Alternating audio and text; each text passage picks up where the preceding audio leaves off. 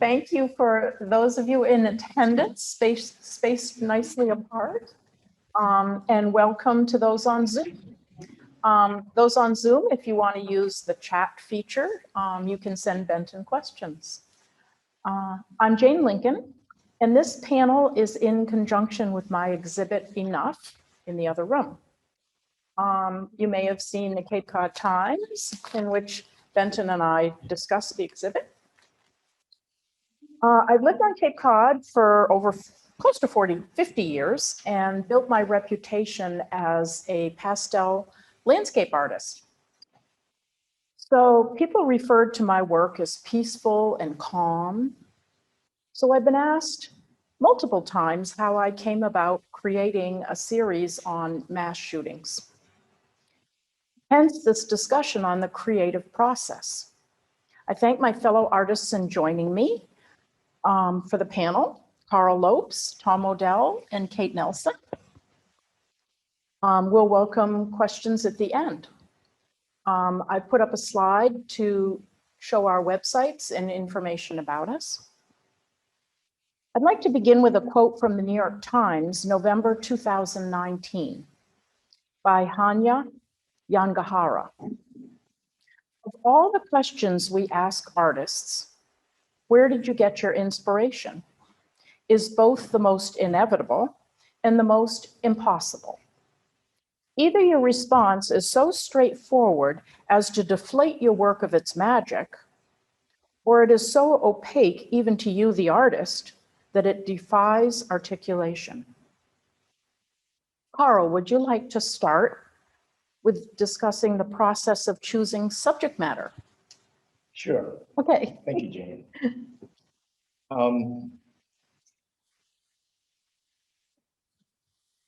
Choosing a subject for any artist it's just a starting point because there's so many decisions that are made once the subject is decided upon that it can even change the subject matter itself in the very end.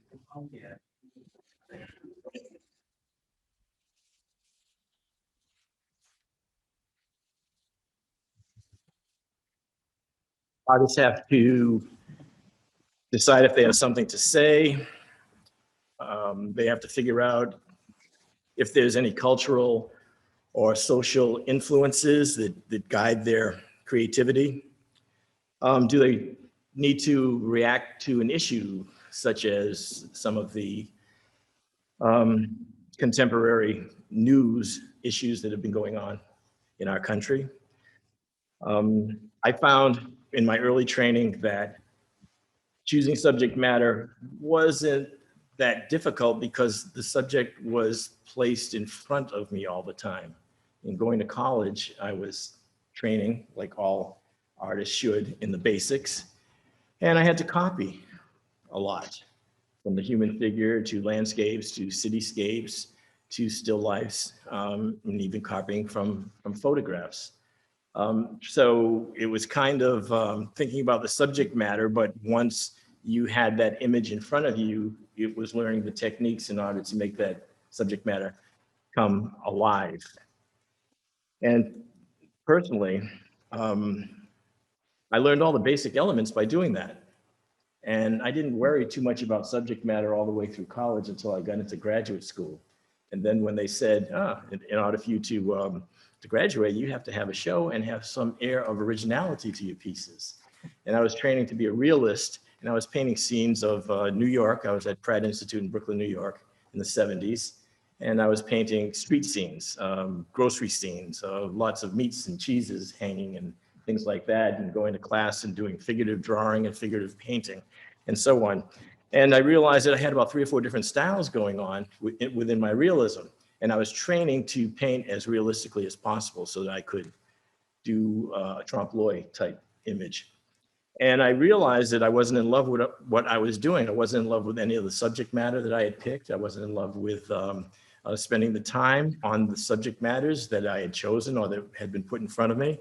And I asked the professor, what should I do to become more original? And he said, take one of the elements in your paintings and an element that is of interest to you and try to exhaust the possibilities.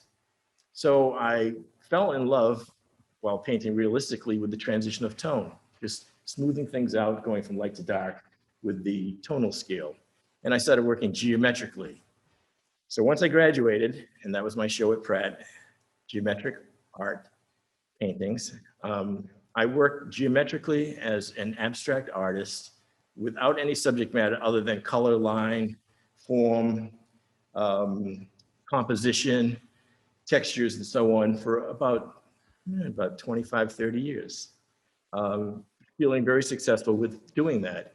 But then all of a sudden I realized that I could take the same techniques that I had developed in my studio and I could represent myself in terms of my ethnicity.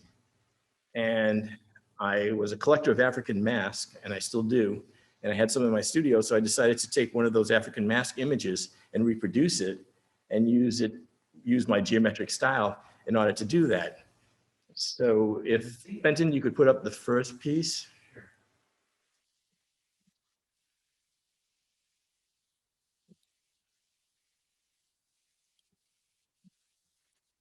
So my ethnic background is Cape Verdean. And for those of you who might not be familiar with the Cape Verdean culture, Cape Verde Islands are a group of islands about 300 miles off the coast of Africa, off the west coast of Africa.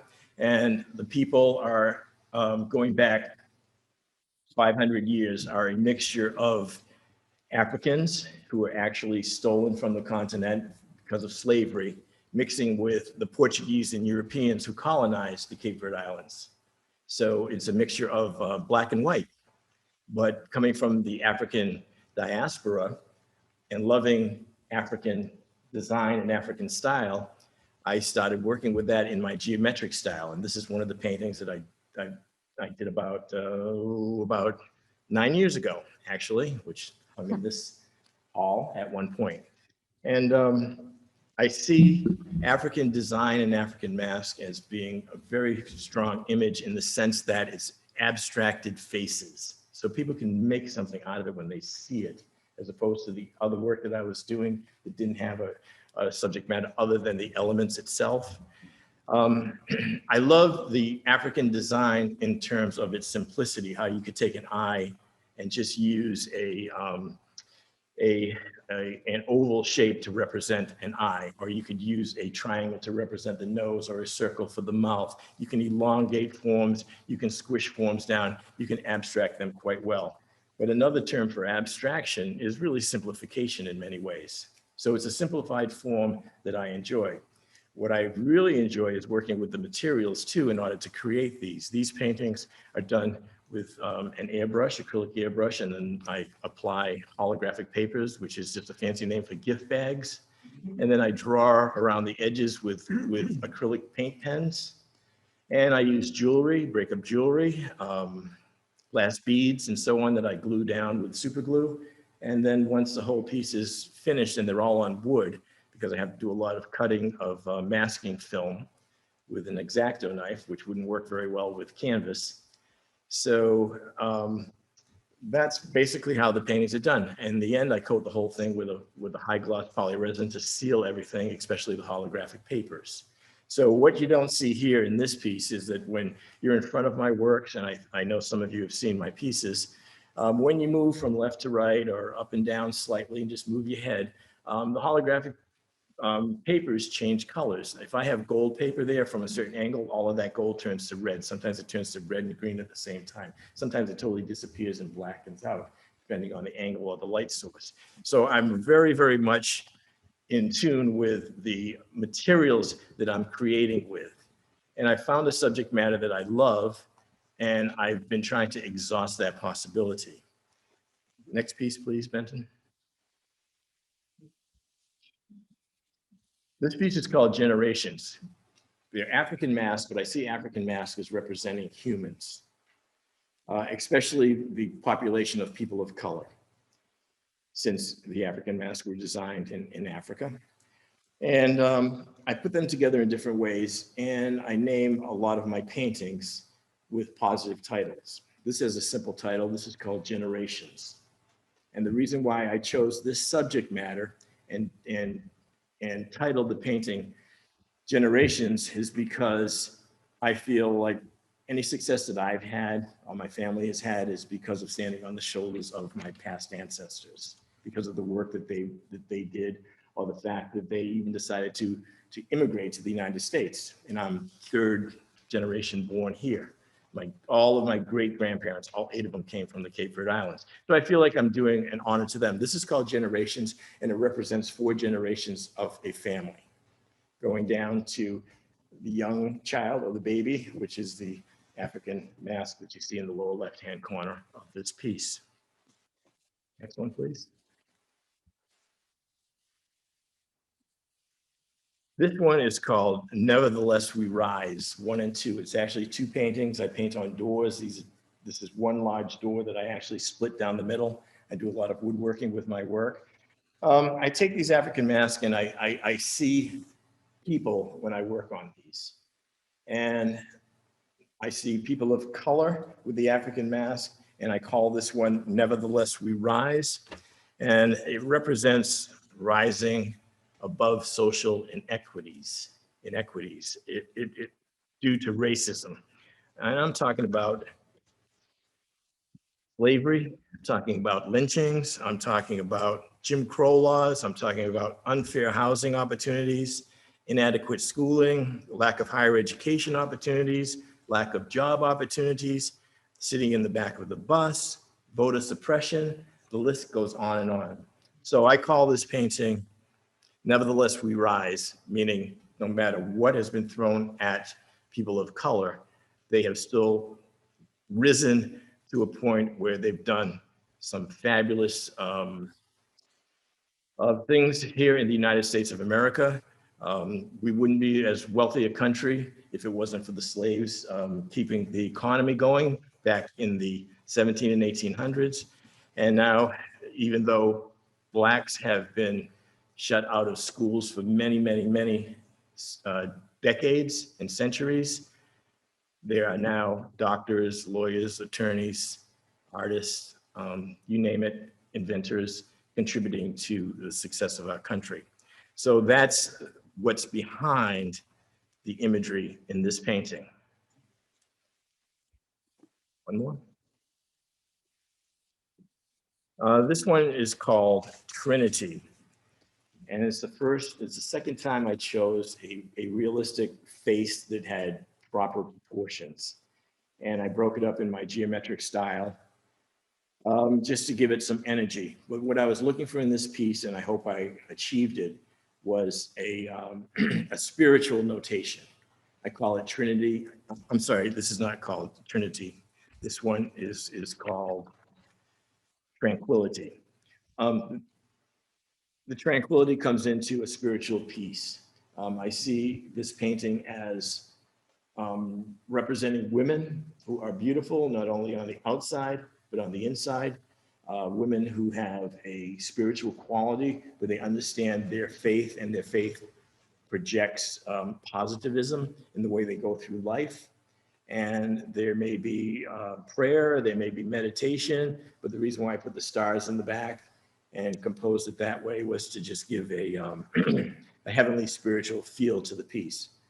So this piece is called Tranquility 2 because it's the second in a series of 3 that I've done. And the last piece that I have here, one more, Benton, is this one's called Trinity. And talking about subject matter, I do a lot of commissions, and commissions are very difficult to do because you're trying to you're trying to satisfy a client, which is one of the reasons why I never went into illustration, because I didn't want anyone telling me what to paint and what to do and how to do it. But I'll take on a commission and work with a client or a patron and try to please them the best that I can. Well, this client happened to be my sister and her husband, and they are pastors, co-pastors in a church in Connecticut. They've since retired, and they collect my pieces, and they wanted a new piece. And they wanted a piece that represented the Trinity, the Father, the Son, Jesus, and the Holy Spirit. But getting back to subject matter, being pastors, they were afraid that the African masks were going to give the wrong impression to people that visited their homes. And that's another thing that I've been trying to do with my subject matter, is make people aware that something that they don't quite know about or understand, they shouldn't be fearful of. They should just garner an understanding of it. So all of my works, I try to paint them and create them in an uplifting fashion so that people smile when they see the pieces.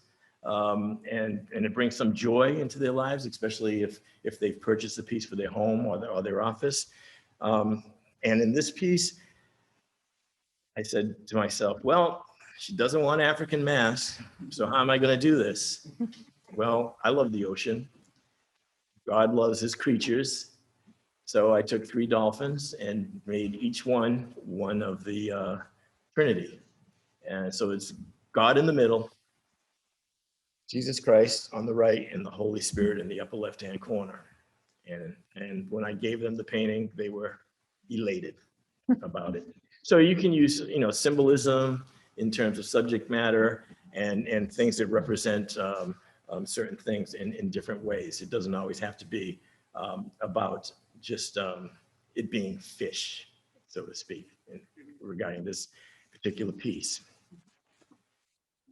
Tom, do you want to say something about subject matter and commissions? Not right now. Not right now. Okay. Carl, do you have more? Let's see. No, I think that covers it. I think I'm good. You're good. Okay. Maybe I'll respond to subject matter. I see myself as a conceptual artist in that I invent my own series, such as Saul LeWitt or On Kawara. He led me to my current series, Quarantine Diary, which I started last March in response to the pandemic. The artist On Kawara died in June 2014 at the age of 81, and he created 3,000 date paintings. I don't know how many quarantine diaries I'll make, but I'm working on it. As Peter Schialdel states, Kawara's art evokes a cosmic perspective by which his own life, and by extension the lives of all of us, register as a negligible spark in time. Benton, could you show my first slide? And Carl, I think subject matter is important.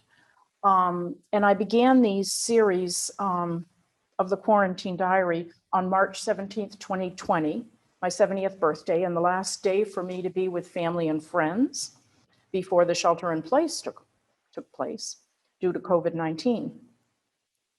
So there's March 17th, 2020. And on the right is January 6th, 2021. And that's actually in this room in the far corner in this exhibition, National Juried Exhibition Insight. And that represents, as everyone knows, what happened January 6th at the Capitol in Washington, D.C. So the color choices that I make in the compositions are all based upon the news, the weather, mood, observations, memory. Obviously, January 6th is the news. Kate, do you have anything you'd like to say about subject matter, choosing subject matter?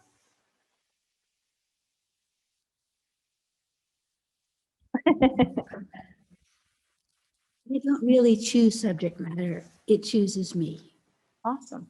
I related to something that Twyla Tharp said in the recent Masterpiece PBS biography of her.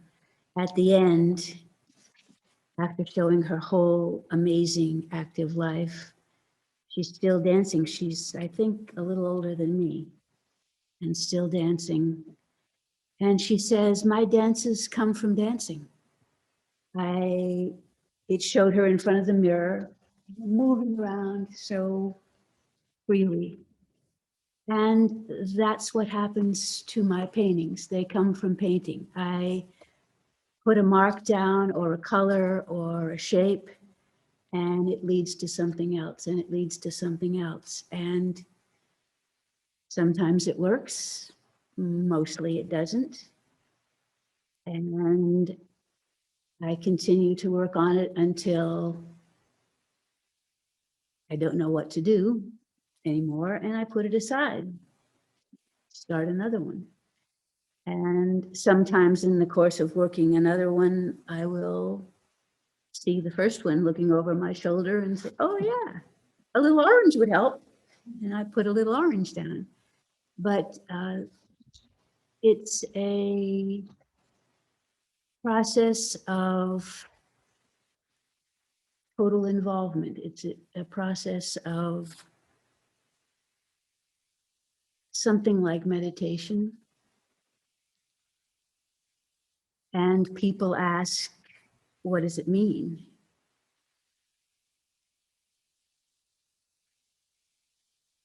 And it means my life. It's my life. It's how I react to my life.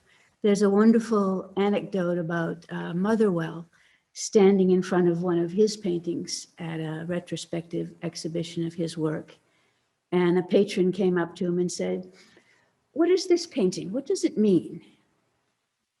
And Motherwell said, well, because I was standing in front of it and I could see every brushstroke, I realized that the painting is a collection of choices. Every brushstroke is a choice. Does it stay? Does it go? Does it want a companion? And the painting was really a series of decisions. And he says, sometimes a mark that I make, I love it. It's beautiful. It's light and it's airy and it's perfect. But I'm a big, awkward, clumsy man, and light, perfect flying gestures don't work with what, so it has to go. And that happens in my paintings too. Things that I love, I have to sacrifice because they don't work with the painting. Well, I find your work always has motion in it, the way you've described, but I also find your work relates to music. Do you want to talk about that at all? Well, I mostly listen to music when I paint, and no particular kind of music. I listen to classical, I listen to a lot of jazz, I listen to a lot of hard rock, I listen to a lot of singer, songwriter, folky kind of music. It's interesting.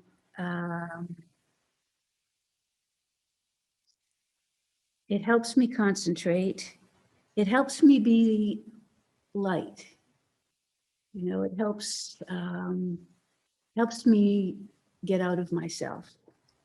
And I think that's when the best things happen, is when you are able to get outside of yourself.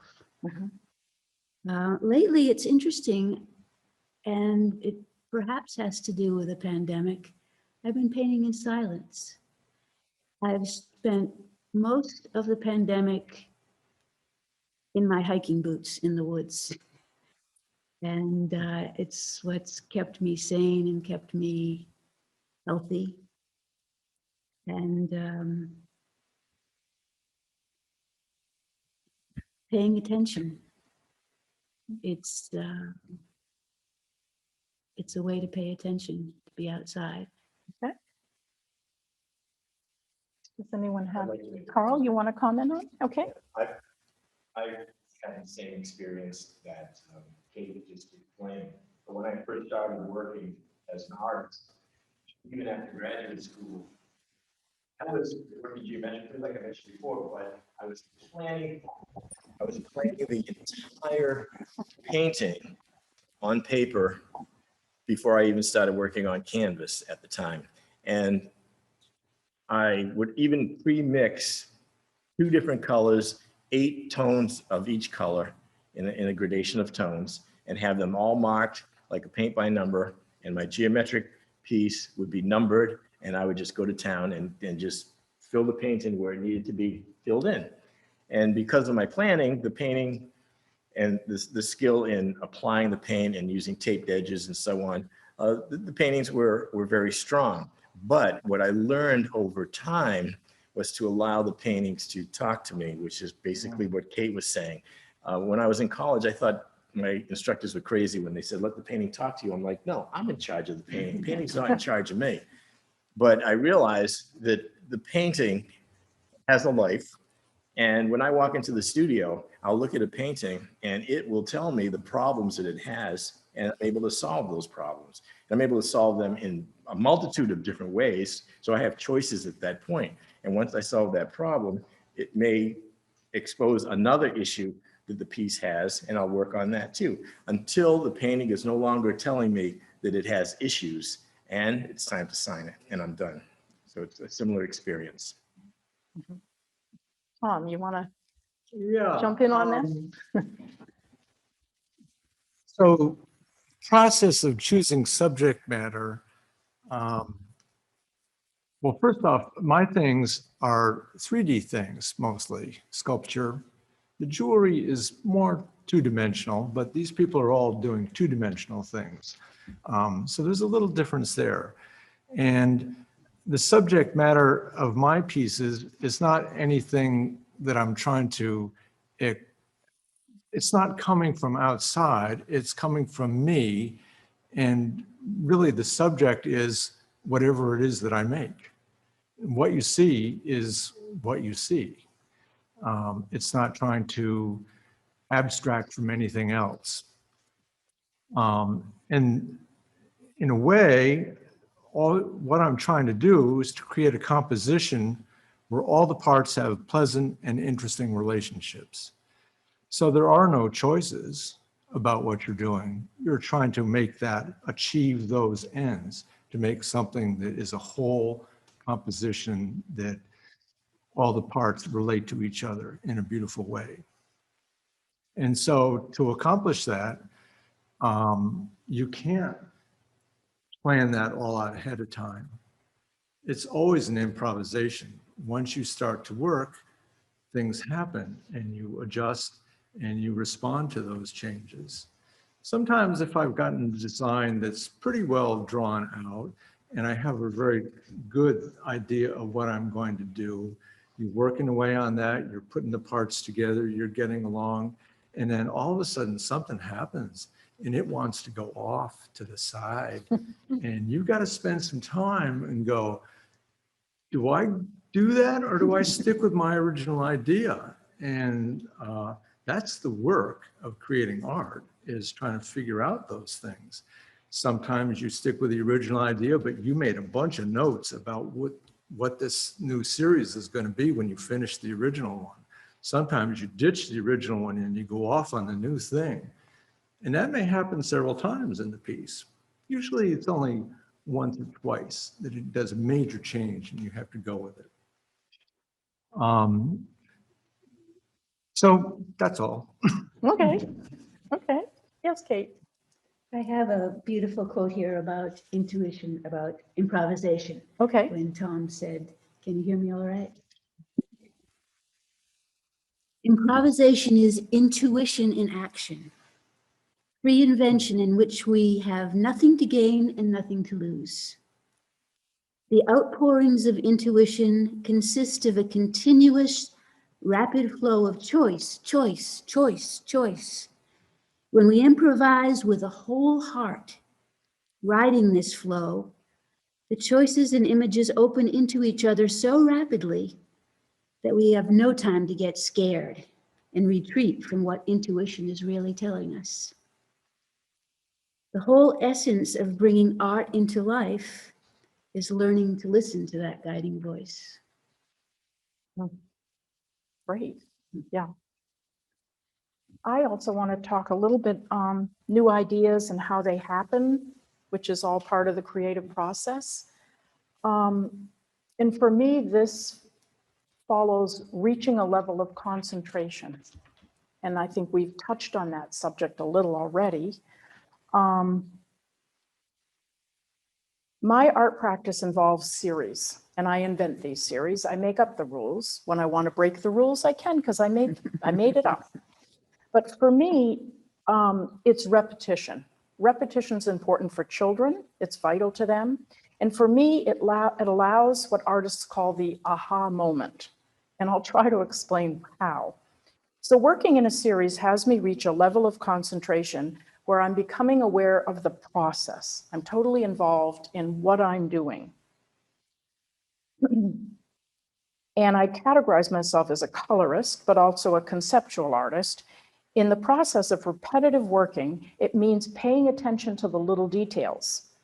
Sometimes they can be called happy accidents that I don't know are going to happen.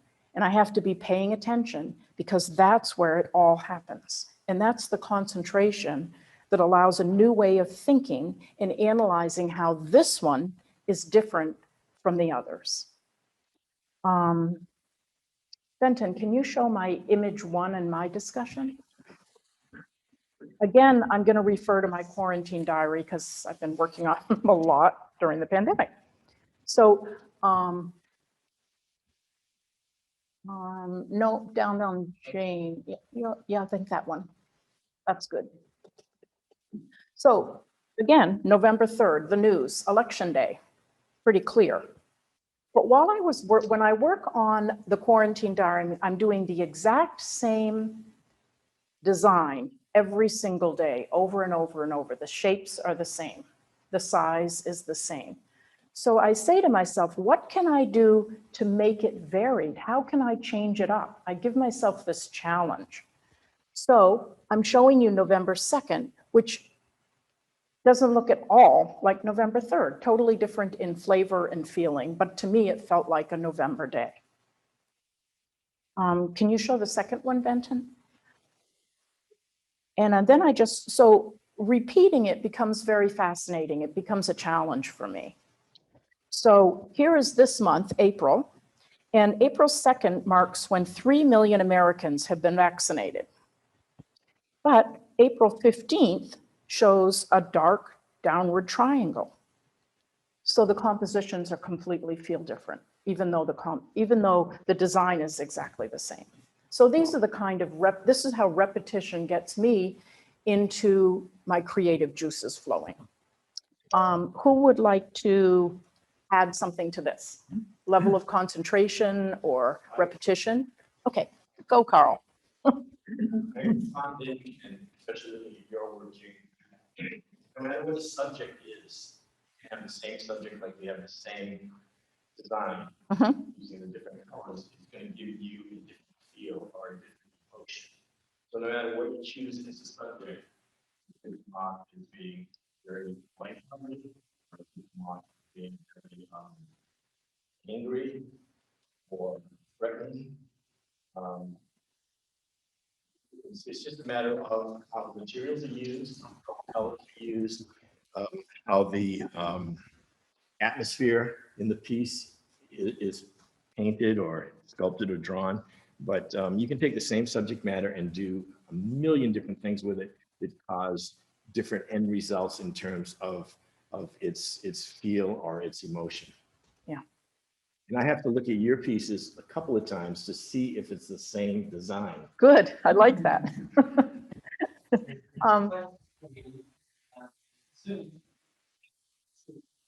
you ever change the color scheme, whether it's in process or after completion, because it doesn't feel.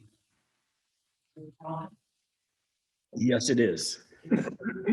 So, Yeah, the question is, do I change sections in my painting if they're not working during the process or at the end?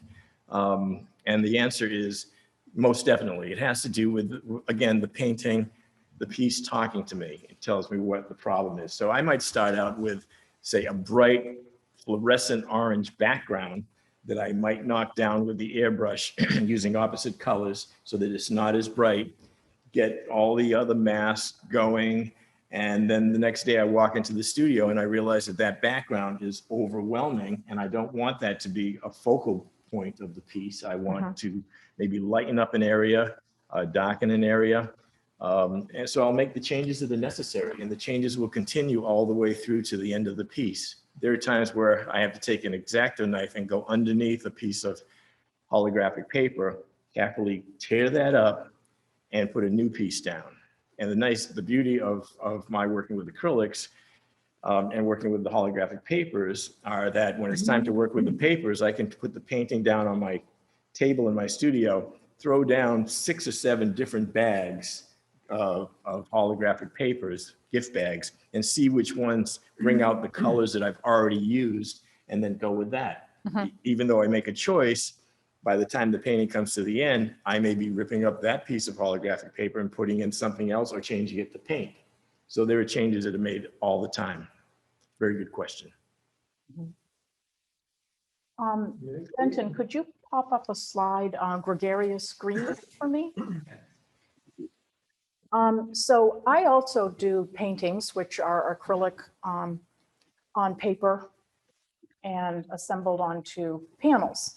And the adjacent gallery here in the museum has a new show that just opened called Visions, Revisions. And I have one of these paintings in there that you can see.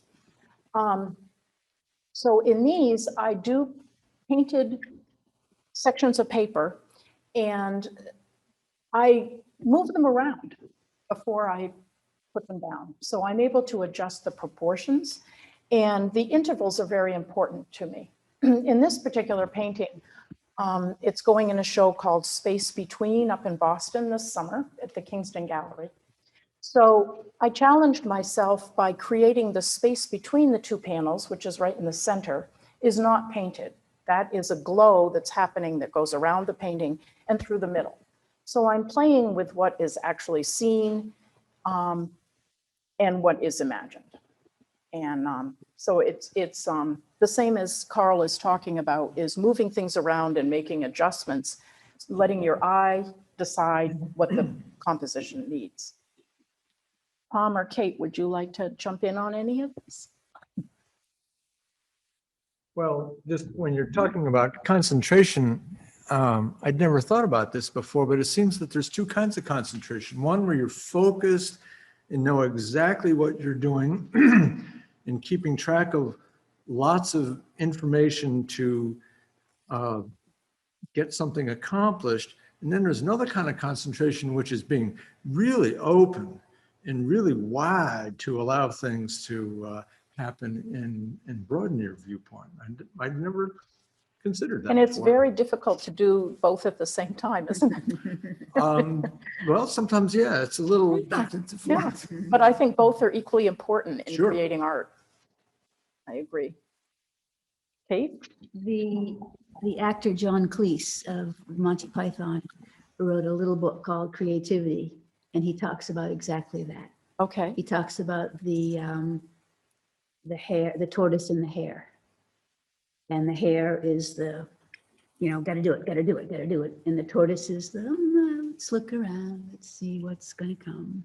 And, you have to float yourself on an atmosphere in the studio where ideas come to you, where things come to you. And then if you've done it long enough, you're able to rest on a sense of trust. And I think that's the biggest thing that's happened in my particular career as an artist, if we can even call it a career. You come to trust. You come to a difficult place. You come to discouragement and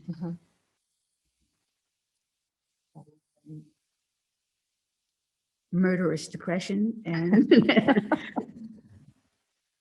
but you trust that you'll get over it. You trust that something will come, something comes back. And often it's friends that buoy you up and help you and support you.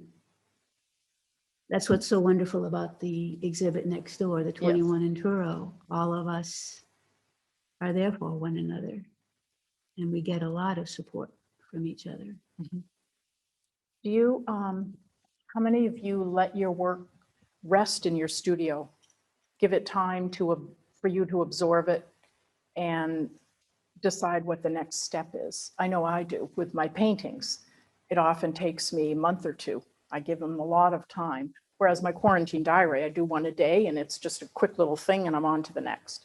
So I like working both ways. How do you work? Okay. I usually work on 2 or 3 pieces at a time, and that way I don't overthink any one piece. Mhm. I will put a painting or 2 to the side and work on one on my palette wall. And sometimes what I'm doing to that painting is exactly what this painting over here needs. So I'll put that painting aside, bring this painting up and work on that. Sometimes the next morning I'll get up, go back into the studio and realize that it didn't work and I have to make some changes. Mhm. But I find that working on more than one piece helps me to be a little bit more creative, and it gives me time to digest what I've done with the pieces and then to be able to understand what I need to do in order to finish them off. It's very important for me to take my time because what I do is very time intensive.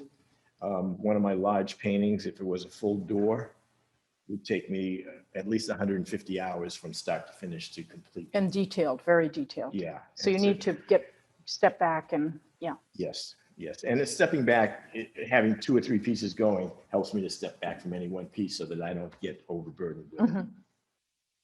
Kate, I know when I go to your studio, there are always lots of paintings in progress.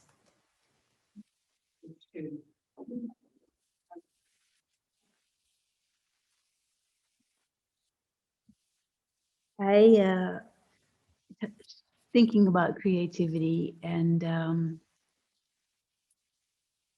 in the course of my reading, I came across a passage that talked about music, about getting ideas, and the idea of, in fact, Mozart wrote about how he gets ideas. He said, musical ideas usually come to me when I'm sitting in the carriage going from engagement to engagement. But of course, the weather has to be not too bad, and the company has to be not too noisy, and the driver has to be. But musical ideas will come to him in such a form that when he arrives where he's going, he only has to write them down and they're fully formed. Wow. And then that is contrasted with Beethoven, who supposedly, had little bits of ideas here and there, but that had to work on it and change it and add things to it and repeat it and relinquish ideas and come up with new ideas. And it was a long, difficult process. And I was thinking that my work is by no means of Beethoven quality, but that's the way I work. It's a struggle. It's definitely a struggle. And I love that Whereas you said I'm very much more a Mozart. you which I are am. very much more Mozart. Yeah. Right? We're all different. Tom, do you want to comment on some of it? Well, I just am thinking more about the thing about the concentration and the 2 different types of concentration. And I think lots of people assume artists aren't really working. And both of those kinds of concentration are absolutely work. And play is one of the hardest jobs there is, to create ideas. And that's choosing the subject matter again, coming up with the ideas. This takes energy and work. And you ask about keeping work around, and yeah, I have my own gallery and whatnot. So we finish pieces and we put them in the gallery, and there's nothing worse than if you finish up something and somebody comes in and goes, "Oh, that's great, I'm taking that home." And you go, I didn't get to study that. The whole point of making something is to learn something. You make the thing that'll teach you what you want to learn. And so recently I've pulled a couple of pieces out and they're back on the workbench to just enjoy. And they're already stimulating some ideas for new pieces in those series. Yeah, I often, the same as Kate, my career, I have made a piece that means something to me. I don't know why. It feels different and I'll put it aside and I won't part with it. And after a number of years, I'll figure out what it was and why it was important to me. I don't know why I have that sense to know to set certain things aside. But as artists, we have to learn from others, but we also have to learn from ourselves as we grow. And that's not always easy to do that. That reminds me of when Paul McCartney started working as a solo artist, and he realized that one of the songs that he created as a solo artist referenced something that he had written a long time ago with John Lennon as a young Beatle. And he wondered, is that okay? And I said, well, why not? Why can't I reference myself? I mean, Motherwell did it his whole career, right? Yes, yes. Well, interesting you say that because the show we keep talking about in the other room, Visions, Revisions, the artists have each created a piece years ago and then done something new to speak again about the same subject or the same idea. And it's an important thing to look at our work that we did a long time ago and then what we're doing currently. To constantly reevaluate ourselves, I guess. Keep growing, new ideas. Yeah. There's images. Would you like to show some Sure. images, Kate? So, yeah, Okay. do Kate.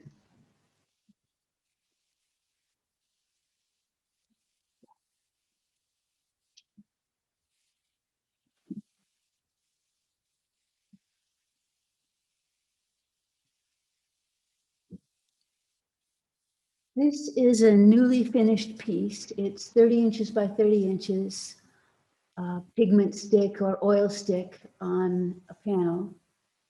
And it's called The Cool Protections of Irony. Great title. Oh, it's a bit flippant, but, but I like it. Once more. The Cool Protections of Irony. I have a question, Kate. Yes, Do you title your pieces after they're completed, during, or before? after, yeah, That was a question I was gonna ask Oh. you, but I do the same thing. yeah. you gotta look at it. What does it say? Right. And this is quite different for me. This is more spontaneous and less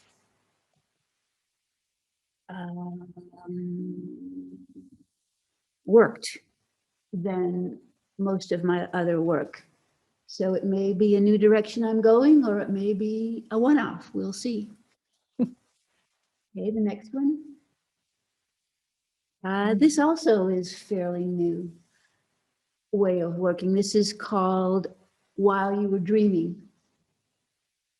And most of this is just what I put down.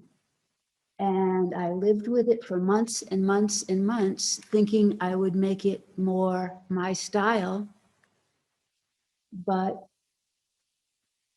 It works. it's much more minimalist. Black was the only thing I pretty much added to.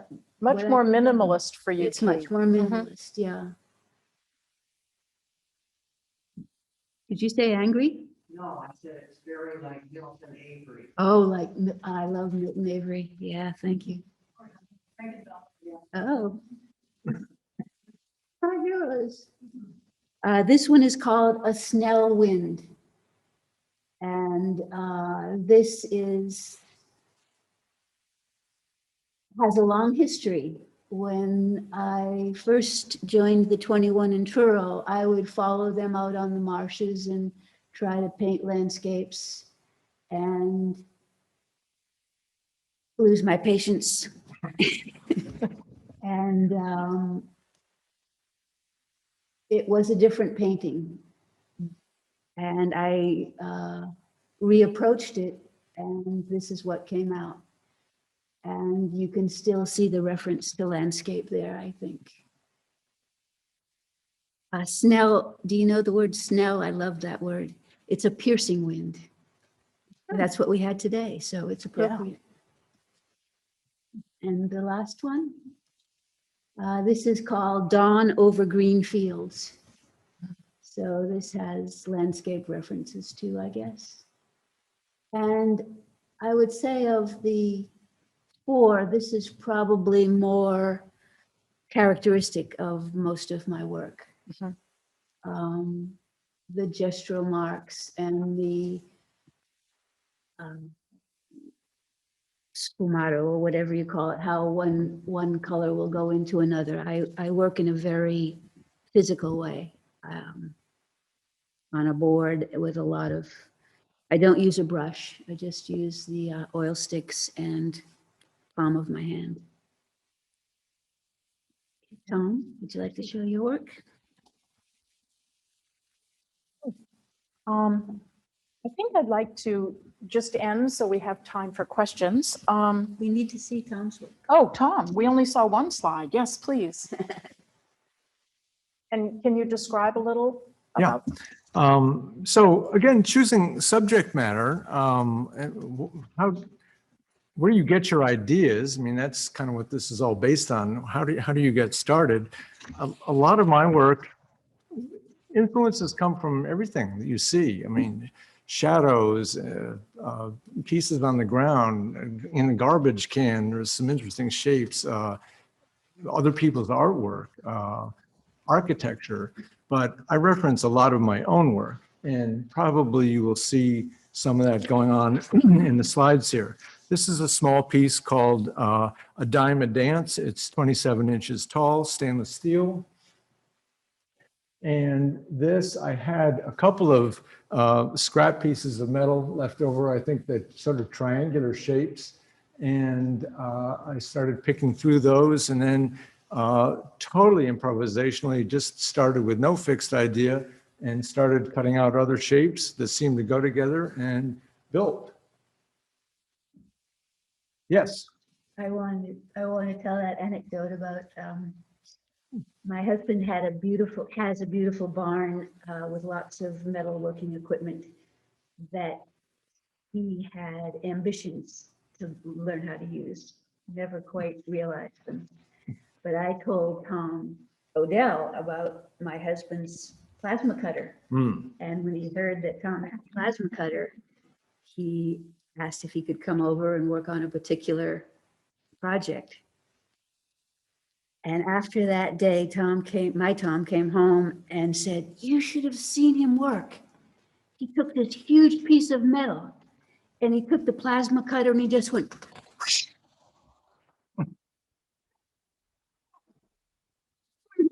You know, Tom was a builder, and he measured things and he drew things out, and he clamped things, and he had templates. And he was very impressed. It was wonderful. And I was impressed secondhand. It was nice to hear that story. Okay, go on. This is a piece called Culture of Rain, again in stainless steel, 30 inches tall. And again, just total improvisation. Had a couple of scrap pieces of metal kicking around and started putting things together and built this up. And Culture of Rain title is just a reference to Navajo culture, which is a culture of rain. Rain is critical to growing crops and existing in Navajo country, Southwest. And it was just something about these shapes that looked like Navajo designs to me. So the titling is always afterwards, and you have to look at things and figure out what they are, and try not to be too directive. I don't want to tell people this is a Navajo thing. So next. This is a piece called Duetto, which is corten steel, 58 inches tall. And I worked over probably the last 30 years building lots of sculptures that are two-part sculptures that are movable. So these both have pivots into the ground base, and you can swivel both of those pieces so that you can change the orientation of them. And you can play sculpture too. And so Duetto is just, you know, two elements playing with each other. Yeah.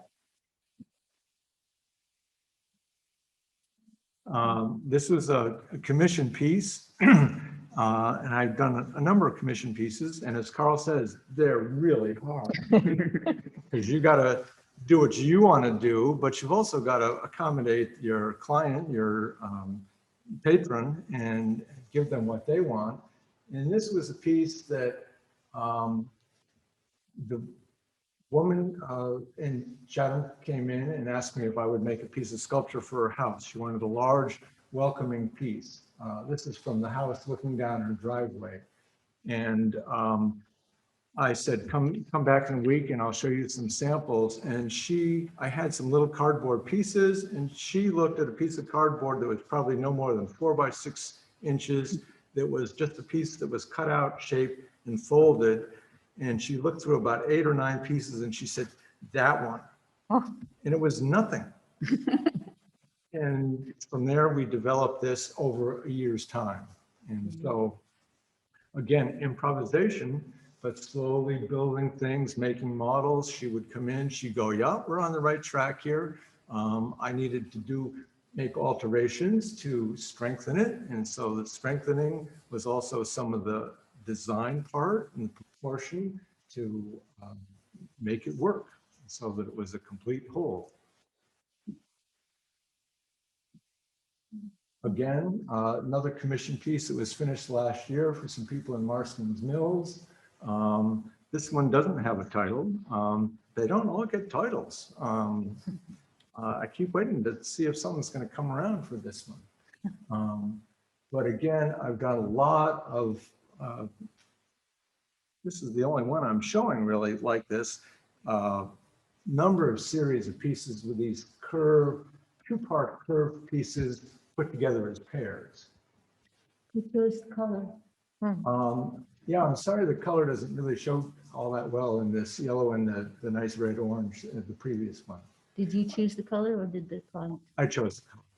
And again, this piece is set on a swivel so that you can change the orientation of it, so you can enjoy different aspects of it.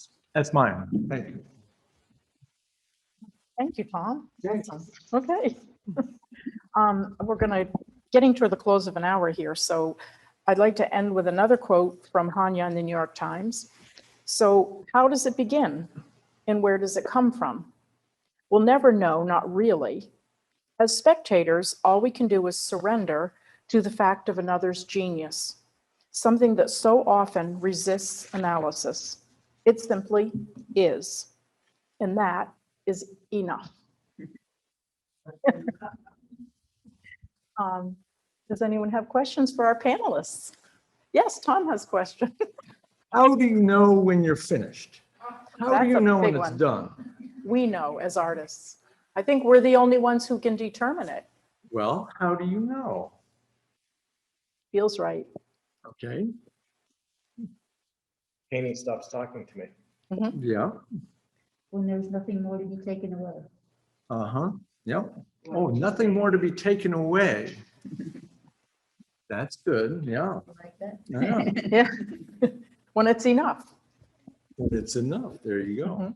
Mhm. Carol found a comment from an artist a long time ago, and they were asking this man, how did he know when it was done? And he said, when my wife tells me.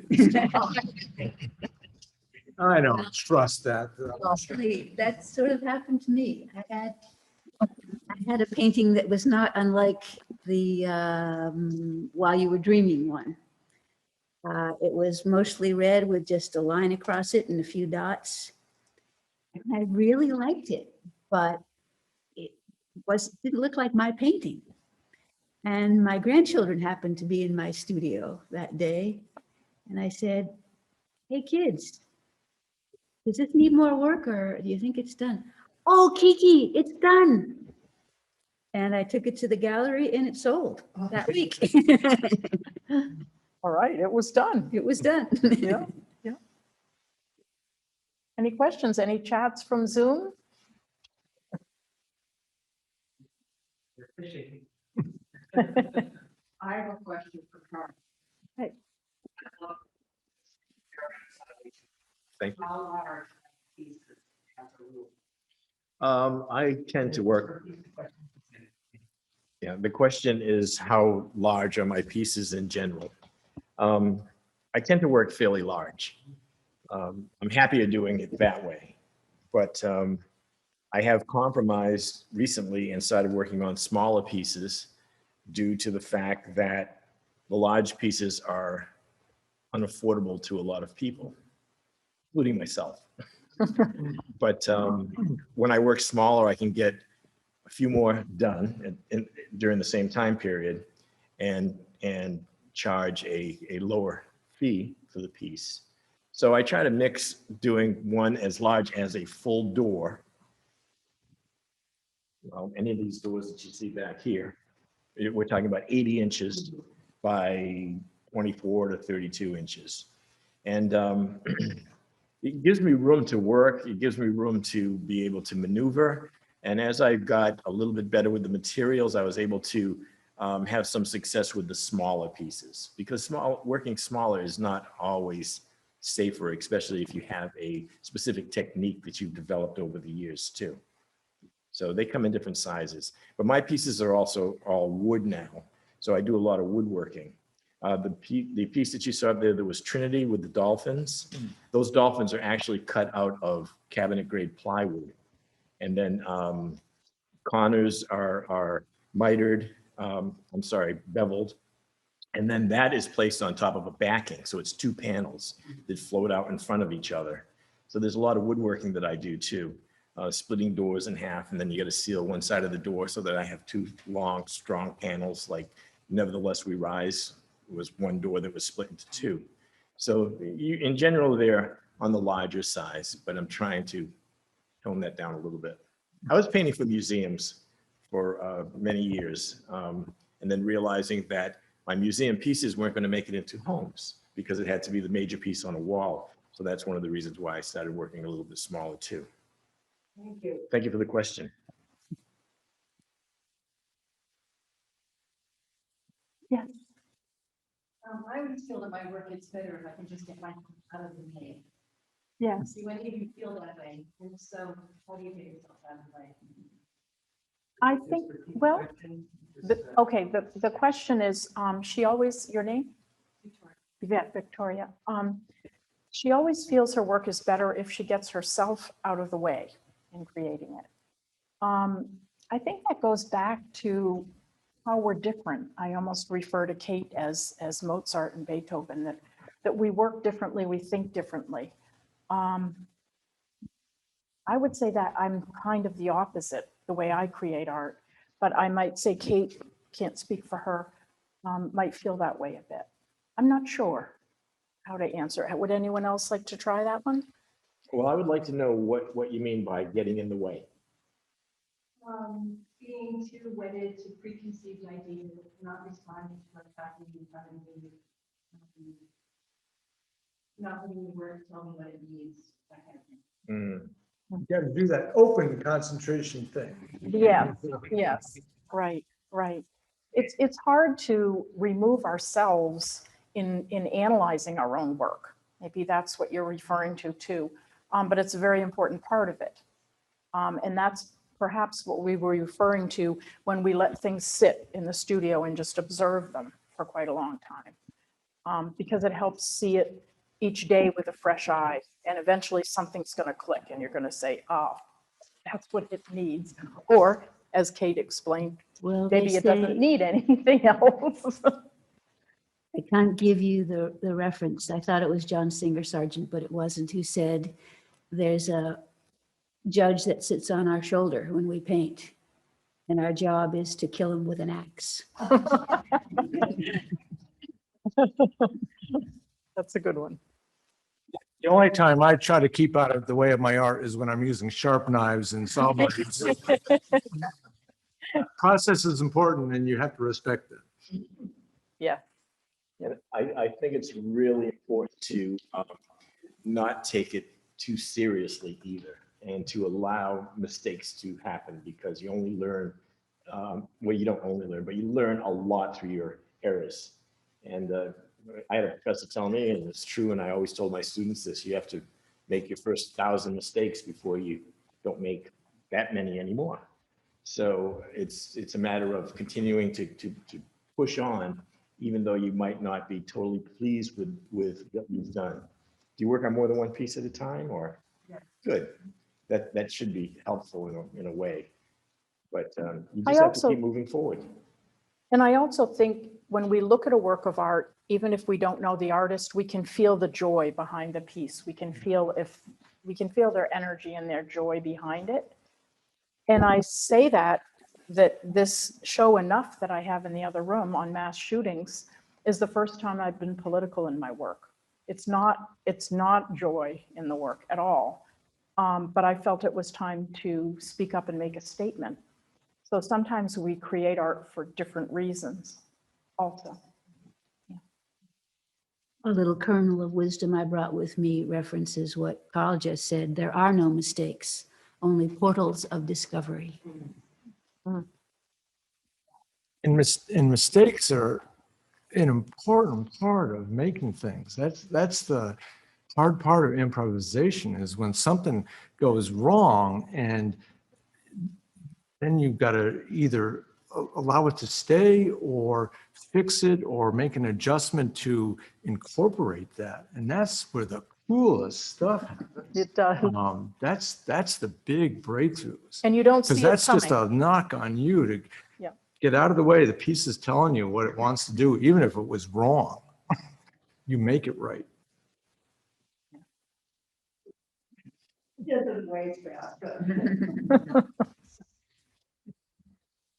Well, thank you for attending, and thank you to the panelists. I think we had a good discussion and learned from each other, which is what artists need to do always. Benton, are we good? Yeah, thank you, everyone. Okay, thank you.